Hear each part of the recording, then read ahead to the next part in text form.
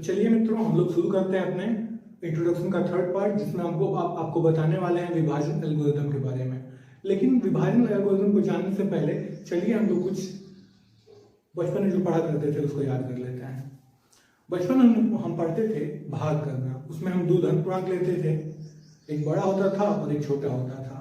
ऐसा भी हो सकता है कि दोनों बराबर भी हों, लेकिन हमेशा अधिकतर केसों में देखा जाता था कि एक पूर्णांक जो होता था, धन पूर्णांक, वो बड़ा होता था जबकि दूसरा छोटा होता था। इसी प्रकार यहाँ पे हम दो धन पूर्णांक ले लेते हैं। मान लीजिए 3 ले लिया और 16 ले लिया। तो 16 को डिवाइड करेंगे अगर 3 से, तो 3 5 जा 15, उनको रिमाइंडर 1 मिल जाएगा, शेषफल 1 मिल जाएगा, जो भागफल होगा वो 5 मिल जाएगा। तो हम भाग की सत्यता की जांच करते थे, तो हम लोग देखते थे कि क्या भाज्य बराबर भाजक गुणे भागफल प्लस शेषफल हो रहा है कि नहीं हो रहा है। तो अगर वो सही हो, ये चीजें जो सत्य होती थी, तो हम बोलते थे कि हमारा भाग सही है। इसी प्रकार हम पढ़ने वाले हैं बहुपदों का, मतलब बहुपदों के भाग के रूप में इसको समझने वाले हैं। तो विभाजन एल्गोरिथम कहता है कि यदि px और gx दो बहुपद दिए गए हों जहां पे gx 0 न हो और जो px की घात है वो gx के घात के बराबर हो, px की घात gx के घात के बराबर हो, या फिर px की घात बड़ी हो gx के घात से, तब हम gx से भाग कर सकते हैं px में। px में gx से। तो कुछ भागफल आता है, वही हमारा qx होता है, और कुछ शेषफल आता है, वो होता है हमारा rx। ये भी दोनों बहुपद ही होते हैं, qx और rx भी दो बहुपद ही होते हैं। तब हम ये नियम लागू करेंगे, भाज्य बराबर भाजक गुणे भागफल प्लस शेषफल, तो हमको मिल जाएगा px gx into qx, gx into qx plus rx। जहां पे जो rx होगी, जो rx वाला बहुपद होगा हमारा, जो शेषफल वाला बहुपद मिलेगा हमको, या तो इसकी घात 0 होगी या तो gx वाले बहुपद से इसकी घात छोटी होगी। और मान लीजिए यहाँ पे 1 ना आकर के 3 आता, मतलब भाजक के बराबर आता, तो भाग क्या होता है, एक बराबर चला जाता। उसी प्रकार अगर gx के बराबर घात हो जाती है rx की, तो भाग पुनः क्या होगा, पुनः भाग कर सकते हैं। इसलिए हमेशा जो rx का जो घात होना चाहिए, rx की डिग्री होनी चाहिए, वो या तो 0 होनी चाहिए या तो gx से छोटी होनी चाहिए। तो चलिए अब आगे एग्जांपल समझेंगे।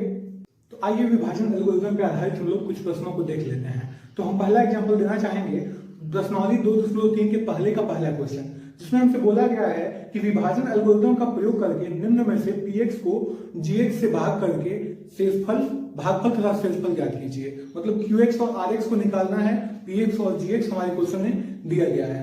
तो क्वेश्चन कुछ इस प्रकार है कि px is equal to x cube minus 3x square, px is equal to x cube minus 3x square plus 5x minus 3। ये हमारा px दिया गया है और gx दिया गया है x स्क्वायर माइनस 2।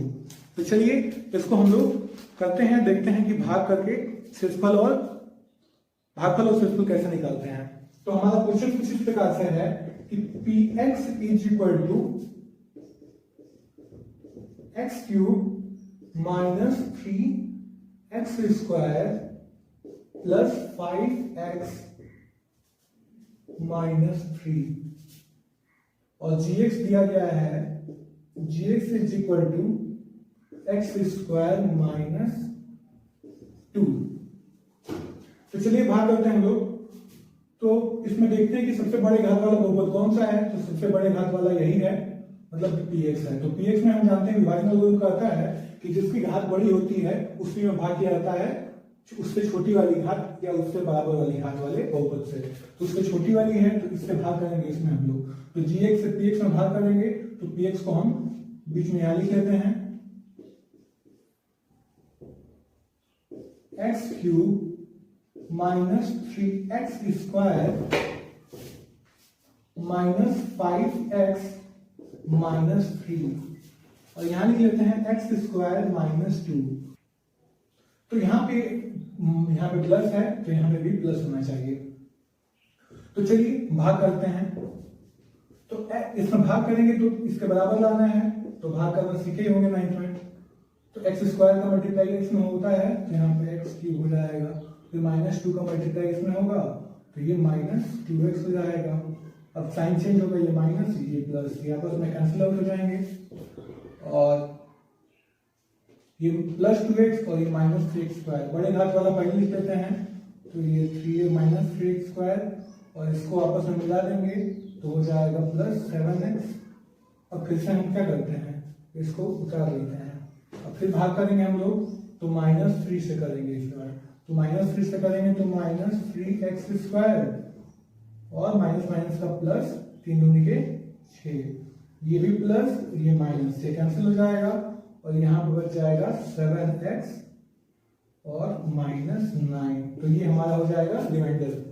तो यहाँ पे हम लोग देखते हैं कि जो रिमाइंडर हमारा आया है इस बहुपद का घात कितना है, कुछ नहीं, x के पावर है तो x के पावर 1 है। इसका मतलब ये हुआ कि इस बहुपद की घात 1 है। तो हमेशा देखते हैं कि बहुपद की घात हमेशा gx के घात के बराबर कभी नहीं हो सकती है, हमेशा इससे क्या होती है, छोटी होती है। gx के घात से rx की घात छोटी होती है। तो ये जो हमारा मिला है एक बहुपद, उसको हम rx कहते हैं, रिमाइंडर बोलते हैं, और ये हमारा मिला qx, ये हमारा qx। धन्यवाद।